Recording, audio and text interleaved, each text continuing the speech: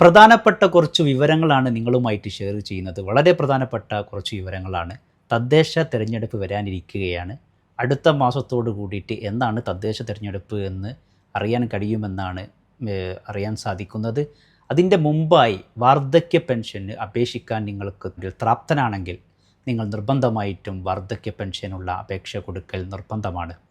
വാർദ്ധക്യ പെൻഷൻ നിങ്ങൾ അപേക്ഷിക്കുമ്പോൾ നിർബന്ധമായിട്ടും പാലിക്കേണ്ട മാനദണ്ഡങ്ങൾ: നിങ്ങൾ ഇതിൻ്റെ മുമ്പ് ഗവൺമെൻറ്റിൻ്റെ മറ്റ് ആനുകൂല്യങ്ങളൊന്നും കൈപ്പറ്റാത്തവരായിരിക്കണം. അതുപോലെ 4 ചക്ര വാഹനം വീട്ടിൽ ഉണ്ടാവാൻ പാടില്ല, AC ഉണ്ടാവാൻ പാടില്ല, 2000 സ്ക്വയർ ഫീറ്റിൻ്റെ മുകളിലുള്ള വീടുണ്ടാവാൻ പാടില്ല, വാർഷിക വരുമാനം 1 ലക്ഷത്തിൻ്റെ മുകളിൽ ഉണ്ടാവാനും പാടില്ല.